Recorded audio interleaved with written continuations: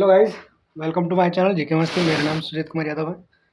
आज मैं आपके लिए नेक्स्ट 40 क्वेश्चन लेकर आया हूँ। ये भी आपके हिस्ट्री से रिलेटेड है। तो अगर आप मेरे चैनल में नए हैं, अभी तक चैनल को सब्सक्राइब नहीं किया है, तो प्लीज़ चैनल को सब्सक्राइब कर लीजिएगा और साथ ही बेल आइकन को दबा लीजिएगा। चलिए शुरू करते हैं पहले क्वेश्चन की तरफ। पहला क्वेश्चन क्या कहता है हमारा कि निम्नलिखित में से कौन सा एक काकतीय राज्य में अति महत्वपूर्ण समुद्र पतन था। तो दोस्तों इसका जो राइट आंसर होगा वो क्या होगा, आपका मोटूपल्ली होगा। क्या होगा, मोटूपल्ली। चलिए अगले प्रश्न की तरफ चलते हैं। अगला प्रश्न क्या बोलता है? अगला प्रश्न बोलता है कि हर्षवर्धन के काल में खेतों की सिंचाई घटी यंत्र के घड़ों द्वारा होती थी।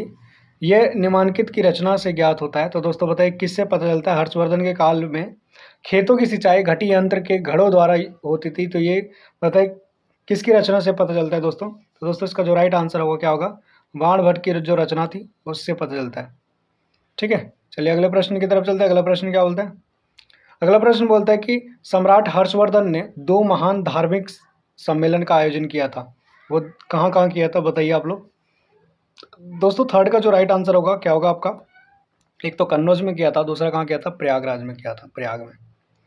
चलिए अगले प्रश्न की तरफ चलते हैं। अगला प्रश्न क्या बोलता है, हर्ष के समय की सूचनाएं किसकी पुस्तक में निहित है।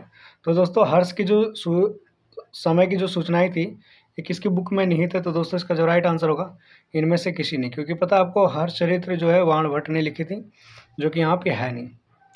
चलिए अगले प्रश्न की तरफ चलते हैं। अगला प्रश्न क्या बोलता है, प्रश्न संख्या 5 की तरफ चलते हैं।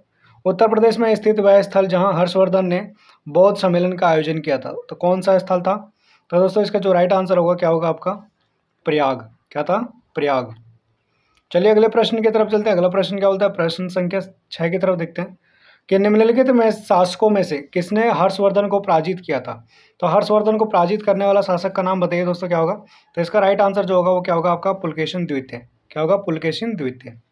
वहीं दोस्तों अगले प्रश्न की तरफ चलते हैं। अगला प्रश्न क्या बोलता है, हर्ष ने क्या या कौन सी उपाधि धारण की थी। तो दोस्तों इसका जो राइट आंसर होगा 7वें का क्या होगा बताइए आप लोग। तो याद रखिएगा, परम माहेश्वर की उपाधि धारण की थी किसने, हर्ष ने। वहीं दोस्तों अगले प्रश्न की तरफ चलते हैं। अगला प्रश्न क्या बोलता है कि हर्ष के माने जाने वाले सोने के सिक्कों के पृष्ठ भाग पर किसका अंकन है।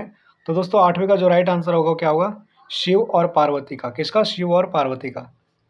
वहीं दोस्तों अगले प्रश्न की तरफ चलते हैं। अगला प्रश्न क्या बोलता है, चालुक्य शासक पुलकेशिन की हर्ष पर विजय का वर्ष कौन सा था। तो दोस्तों 9th का जो राइट आंसर होगा क्या होगा आपका, 618 ईस्वी। कौन सा था, 618 ईस्वी। चलिए दोस्तों अगले प्रश्न की तरफ चलते हैं। अगला प्रश्न क्या बोलता है, प्रश्न संख्या 10 की तरफ चलते हैं। हर्ष के दरबार में ह्वेनसांग को एक दूत के रूप में किसने भेजा था। तो दोस्तों 10वें का जो राइट आंसर होगा क्या होगा आपका। तो इसका जो राइट आंसर याद रखिएगा, इनमें से कोई नहीं। ठीक है, चलिए अगले प्रश्न की तरफ चलते हैं। अगला प्रश्न क्या बोलता है, प्रश्न संख्या 11 की तरफ चलते हैं। ह्वेनसांग के अनुसार नालंदा विश्वविद्यालय में कितने विद्यार्थी शिक्षा प्राप्त करते थे। तो दोस्तों इसका जो राइट आंसर है, कहते थे लगभग 10,000 विद्यार्थी क्या करते थे, शिक्षा प्राप्त करते थे। चलिए दोस्तों अगले प्रश्न की तरफ चलते हैं। अगला प्रश्न क्या बोलता है, निम्न में से किसने नालंदा विश्वविद्यालय का भ्रमण व अध्ययन वहाँ अध्ययन किया था।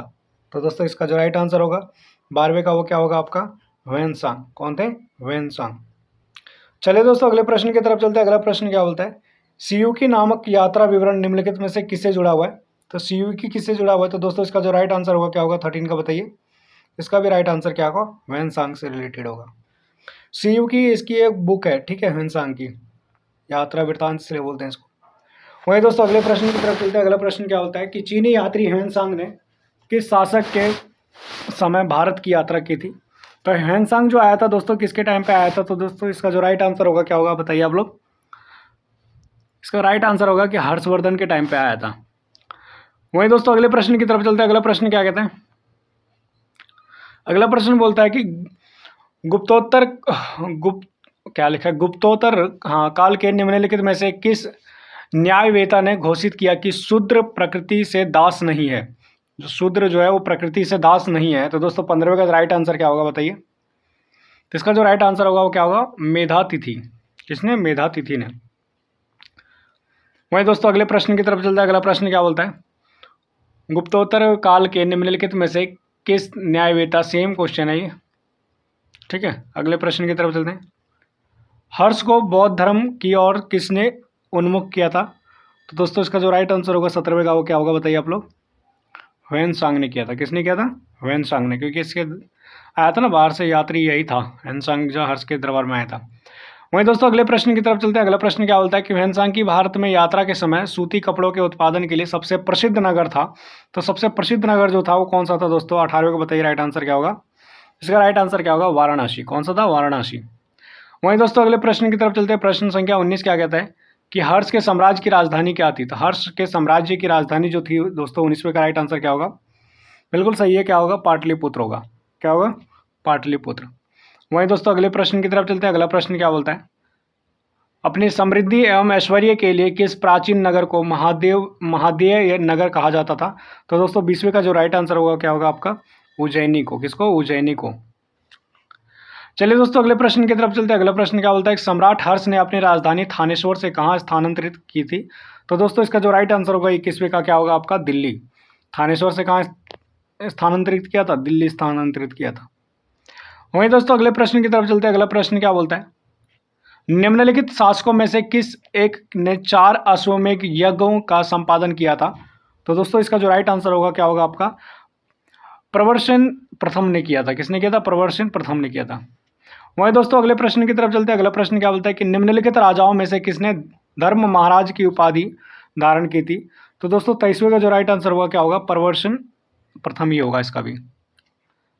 वहीं दोस्तों अगले प्रश्न की तरफ चलते हैं। अगला प्रश्न क्या बोलता है कि निम्न शासकों में से किसे महिर कुल द्वारा अपने चरणों को वंदना कराने का श्रेय मिलता है?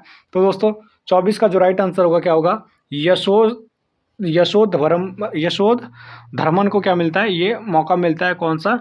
कि महिर कुल द्वारा अपने चरणों को वंदना कराने का श्रेय मिलता है। दोस्तों 25वें क्वेश्चन की तरफ चलते हैं। 25वां क्या बोलता है कि निम्नलिखित में से किसने हुणों या हुण शासक महिर कुल को पराजित किया था? तो दोस्तों इसका जो राइट आंसर होगा क्या होगा आपका? प्रभाकर वर्धन होगा। क्या होगा? प्रभाकर वर्धन।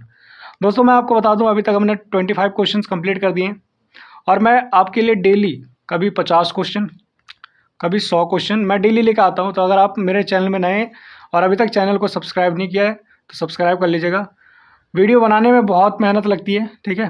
तो जैसे ही आप वीडियो को देखना शुरू करें प्लीज़ चैनल को सब्सक्राइब कर लीजिएगा। और एक और चीज़, आप पूरी वीडियो को, अगर 100 क्वेश्चन है तो पूरी वीडियो को लास्ट तक देखें। 100 क्वेश्चन 50 है तो 50 ही देखें, लेकिन लास्ट तक देखें, क्योंकि आपके सब्सक्राइबर से ज़्यादा ज़रूरी है आपकी जॉब। आपको जॉब मिलेगी तो आपको रिस्पेक्ट मिलेगी समाज में। जॉब नहीं मिलेगी तो भूल जाइए, रिस्पेक्ट आपको नहीं मिलेगी रिस्पेक्ट। चलिए अगले प्रश्न की तरफ चलते हैं। अगला प्रश्न क्या बोलता है? निम्नलिखित में से कौन सी मैत्रक शासकों की राजधानी थी? तो दोस्तों इसका जो राइट आंसर है 26 का वो क्या होगा? इसका राइट आंसर होगा आपका वल्लभी। क्या होगा? वल्लभी। वहीं दोस्तों अगले प्रश्न की तरफ चलते हैं। प्रश्न संख्या 27 क्या बोलता है? वल्लभी विश्वविद्यालय स्थित था। तो वल्लभी विश्वविद्यालय दोस्तों बताइए कहाँ स्थित है? तो इसका जो राइट आंसर होगा क्या होगा? बंगाल में स्थित है। कहाँ पे? बंगाल में। दोस्तों अगले प्रश्न की तरफ चलते हैं। अगला प्रश्न क्या बोलता है कि निम्नलिखित में से किस उपाधि परम सौगत थी? तो बताइए कौन सी ऐसी किसकी उपाधि थी जो परम सौगत थी? तो दोस्तों 28 का जो राइट आंसर होगा क्या होगा? हर्ष की उपाधि थी। किसकी? हर्ष की।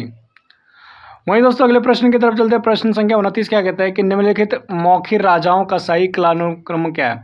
तो बताइए इनमें जो राजा हैं उनके सही कौन कौन से, पहले नंबर पे कौन, दूसरे कौन, तीसरे, ऐसे बताना है आपको। तो दोस्तों इसका जो होगा क्या होगा? पहले आप बताइए। पहला तो इसका होगा ईश्वर वर्मा, फिर होगा हरिवर वर्मा, फिर ईशान वर्मा, फिर आदित्य वर्मा, फिर होगा सर्व वर्मा।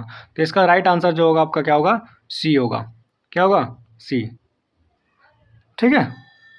चलिए अगले प्रश्न की तरफ चलते हैं। अगला प्रश्न क्या बोलता है? सुनेत से किनके सिक्कों के सांचे मिले हैं? तो बताइए सुनेत से किनके सिक्कों के सांचे मिले हैं?